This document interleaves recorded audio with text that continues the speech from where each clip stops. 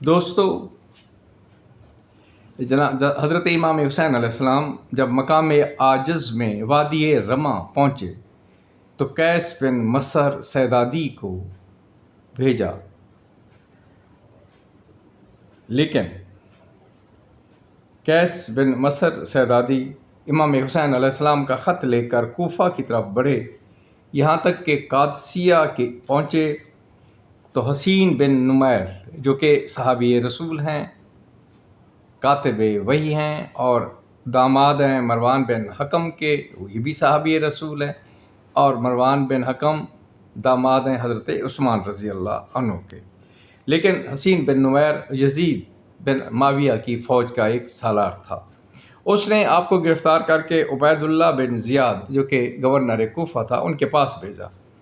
عبید اللہ بن زیاد نے حضرت قیس بن مصر سیدادی کو کہا، ممبر پر جا کر نعوذ باللہ جھوٹے حسین بن علی پر سب کرو۔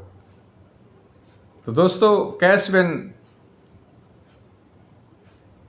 مصر سیدادی ممبر پر گئے اور خدا کی حمد و ثنا کے بعد کہا، اے لوگو، یہ حسین بن علی علیہ السلام ہیں جو خدا کی مخلوق میں سب سے بہتر اور فاطمہ الزہرا دختر رسول اللہ کے فرزند ہیں، اور میں تمہاری طرف سے آپ کا قاصد ہوں، بس ان کی دعوت کو قبول کرو اور اس پر لبیک کہو۔ تو دوستو، جو محبان آل محمد تھے انہوں نے بھی اپنا حق ادا کیا، تلواروں کی نیزوں کی سائے میں کھڑے ہو کر حضرت قیس بن مصر سیدادی نے یہ الفاظ کہے۔ پھر انہوں نے عبید اللہ اور ان کے باپ پہ زیاد بن ابی پر لعنت کی اور علی ابن ابی طالب کے لیے استغفار کی اور ان پر درود بھیجا۔ تو عبید اللہ نے حکم دیا کہ انہیں کثرت سے محل سے نیچے پھینکا جائے۔ پس انہیں نیچے پھینکا گیا تو ان کے جسم کے ٹکڑے ٹکڑے ہو گئے۔ روایت کی گئی ہے کہ قیس بن مصر سیدادی علیہ السلام زمین پر گرے تو ان کے بازو بندھے ہوئے تھے، جس سے ان کی ہڈیاں ٹوٹ گئیں اور ابھی کچھ سانس باقی تھے۔ پس وہاں سے عبد الملک بن عمیر لخمی کا گزر ہوا، اس نے آپ کو ذبح کر دیا، جس کی حرکت پر اعتراض کیا اور برا کہا گیا۔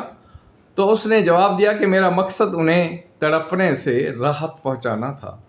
پھر امام حسین علیہ السلام عاجز سے کوفہ کی طرف چلے اور عرب کے ایک چشمہ پر پہنچے تو اچانک وہاں عبداللہ بن متی ادوی ملا جو وہاں اترا ہوا تھا۔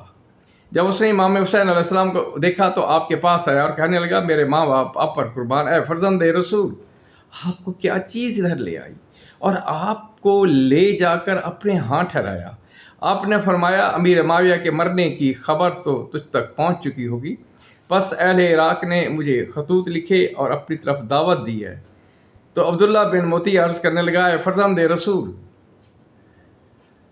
میں آپ کو یاد دہانی کراتا ہوں کہ یہ حرمت اسلام کی حد تک نہ ہونے پائے، اور میں اللہ کی قسم دیتا ہوں آپ کو حرمت قریش کے متعلق، اور میں قسم دیتا ہوں اللہ کی حرمت عرب کے لیے، خدا کی قسم اگر آپ نے اس چیز کا مطالبہ کیا جو بنی امیہ کے ہاتھ میں ہے تو وہ آپ کو ضرور قتل کریں گے، اور اگر انہوں نے آپ کو قتل کر دیا تو پھر آپ کے بعد کسی کو قتل کرنے کا خوف ان میں باقی نہیں رہے گا۔ خدا کی قسم یہ اسلام کی حرمت ہے کہ جس کی حد تک ہوگی وہ قریش و عربی کی حرمت و عزت ہے، بس آپ ایسا نہ کریں اور کوفہ کی طرف نہ جائیں اور اپنے آپ کو بنی امیہ کے سامنے پیش نہ کریں۔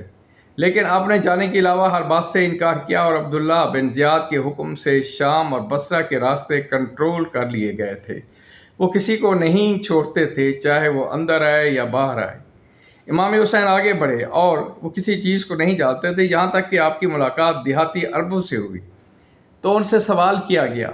وہ کہنے لگے، خدا کی قسم ہمیں کسی چیز کا علم نہیں سوائے اس کے کہ نہ ہم اندر جا سکتے ہیں نہ باہر نکل سکتے ہیں، جس پر آپ نے اپنی راہ خود اختیار کی اور قبیلہ فزارہ اور بجلیہ کی ایک جماعت نے بیان کیا ہے۔